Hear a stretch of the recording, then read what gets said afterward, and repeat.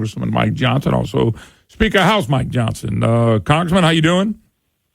Moon, great to be with you, my brother. No, thank you for taking a few minutes this morning. Let me jump into a couple things quick, but I'm going to let you give a scenario because the misnomer with Medicaid, I'm hearing Medicaid really going up about 4%, but what you're trying to do is cut illegals, cut fraud and abuse. That all this talk and writing about this stuff's driving me crazy. Tell us where we are with Medicaid, if you don't mind.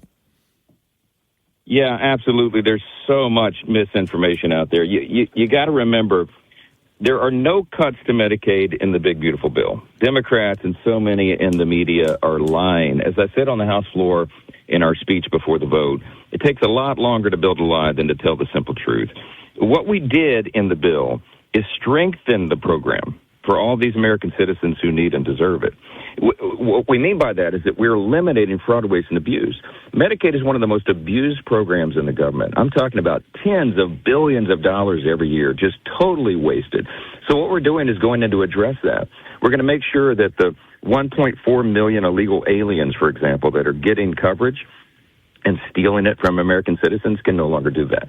There's about 4.8 million people who are able-bodied workers with no dependents who are gaming the system. These are like, young able-bodied men who are choosing to ride the wagon instead of help pull it. And we're not going to do that anymore. They have to work now. We put it in the bill, and the Democrats screamed like their hair was on fire. They couldn't believe the audacity. The bill says, Moon, that if you're going to get Medicaid, if you're going to have taxpayers funding your health care, you have to do something meaningful. You either have to work or you have to be looking for a job in a job, training program, or at least volunteer in your community for 20 hours a week. Wow. It is nothing to demand that. And the Democrats are screaming, saying we're cutting health benefits for people. It's nonsense. And the people are going to see the real truth here soon enough. Yeah, Hakeem Jeffries, who nutted up with about an 8-hour speech, and I bet you can't remember one. I bet you nobody can remember one thing he said for 8 hours. I mean, I bet you. I know. I had it up here going. You've got to be joking. He said he used Louisiana as an example how hard we're going to be hitting. Here's every news article and the Devil's Advocate and all these people write, "Oh my God, the cuts," and they're crying. And I'm going, this is not true. It's not true. Look, Medicaid is meant for our most vulnerable populations. You're talking about, young pregnant women, single mothers, low-income seniors, disabled individuals. They are going to be protected. The problem is when you have people gaming the system, they're draining resources from the program, and it's not available for the people who desperately need it. So we're doing the right, moral, good thing here, and everyone will see that. But look, we got to zoom out, too, and talk about how important this bill is for everybody. America First is no longer just an agenda. It's now the law of the land, Moon. And that's what's so important about this. We delivered all that on America's 249th birthday, and it was the biggest gift to the country that we could have possibly done. We delivered in more than 6 months. Anything better than any prior administration, any Congress in history. This is the most conservative, comprehensive piece of legislation that Congress has ever passed. That's why we named it as simply as we did. There's so much in it. We're going to secure the border permanently. We're making tax cuts permanent. Helps everybody. We're unleashing American energy dominance. We're restoring peace through strength. We're cutting wasteful spending. Listen to this. This isn't even being talked about, but this bill is the first welfare reform in generations. It's the first ever cut to Planned Parenthood forced taxpayer funding of abortion. It's the first major reduction in taxes imposed on any law-abiding gun owners in decades, and the first ever major repeal of any National Firearms Act provision since the inception of that law a century ago. I mean, you got wins for every category of issue or policy area that we care about, and it's all in one bill, and that's why we are celebrating the passage. Yeah, you talked about the taxes, and I've had a financial guy come in here a lot, a friend of mine, and he talked about it being permanent. It sets the agenda for what we can expect now for a long time because, Mike, it wasn't permanent. That's what caused the chaos. But now that it's permanent, that's going to help Americans decide what they can do with their money. That's exactly right. And look, the exciting thing is this bill was written for lower and middle class, hardworking Americans, okay, because they're going to benefit the most from these tax cuts. You remember in 2017 when we did the Trump-era tax cuts, the Tax Cuts and Jobs Act, the people that benefited the most were the lowest income earners. Now, that's not what the Democrats went out and lied about. They said they were giving tax cuts to billionaires. No, we were giving sorry for the motorcade here, the sirens, I'm in the car. We were giving the benefits, the lowest 20% of wage earners receive the most benefit out of that law. And now we're adding on that because we're cutting no more taxes on overtime, no more taxes on tips. We're giving more tax breaks to seniors. The people who need this the most are going to get the most benefit, and it is going to be jet fuel to the U.S. economy.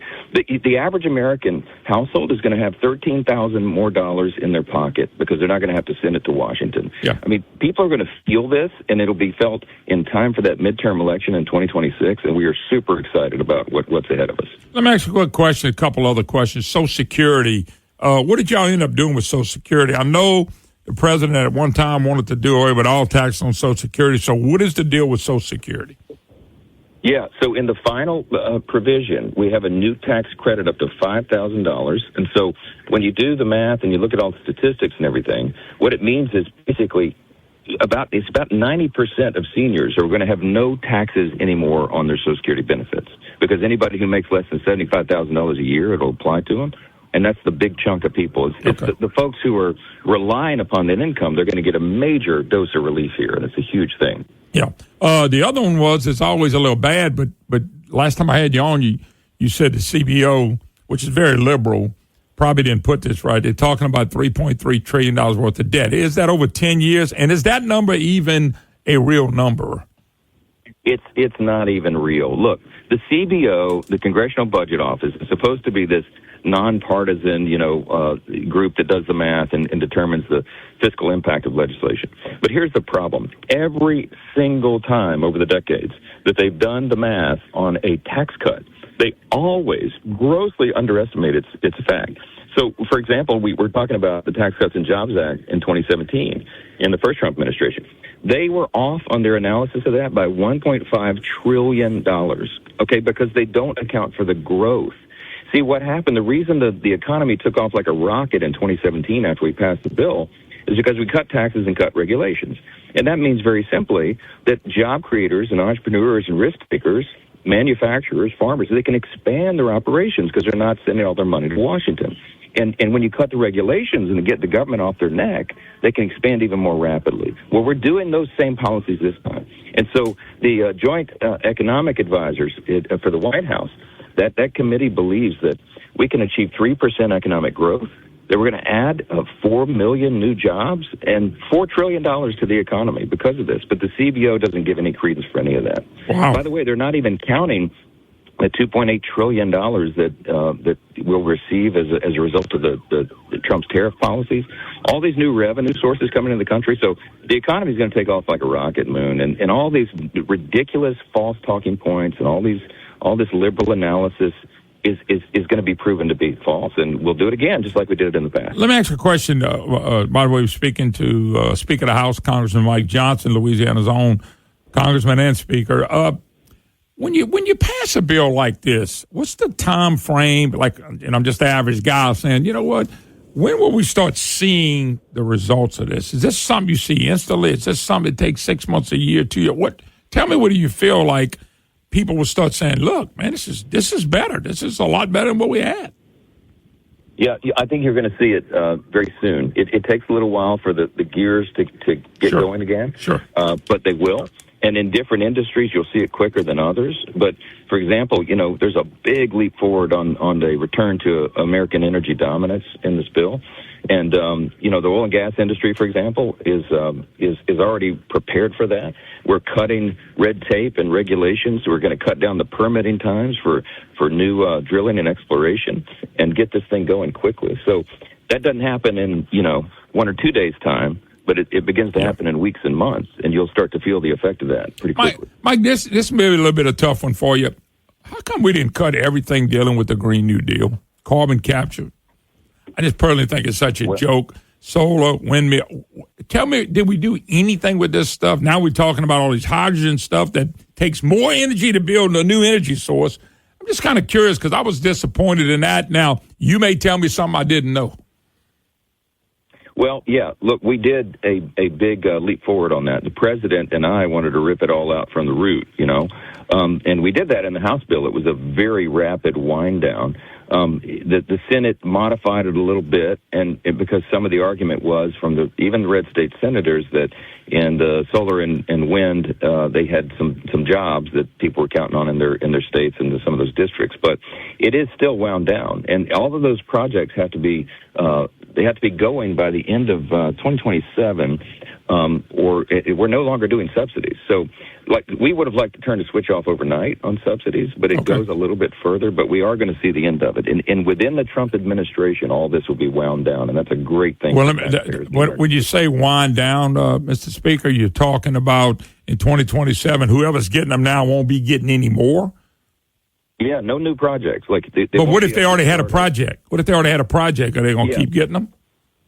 If they have one underway and the contracts have been made and all that, they'll be able to finish it. But the subsidies are coming to an end, and it's been a complete boondoggle, as you and I both know. The whole green energy nonsense was a waste, and it diminished. It hurt the power grid because our real source, the reliable source of energy, is the energy that states like Louisiana supply, and we need to be fueling that and funding it and making sure that that's where our priority is. Because look, that's what our adversaries like China are doing. China's opening dozens of new coal plants today. Every week. So we've got to make sure that we're competing, and we have to use common sense to do that. Yeah. All righty, Congressman, Mr. Speaker, thank you so much. God bless, and let's see it work. And I want it to work, and I'm going to trust that y'all did the right thing. You'll see it, brother. Appreciate you. All right. Mike Johnson, of course, Congressman Mike Johnson, Speaker of the House right here in the United States.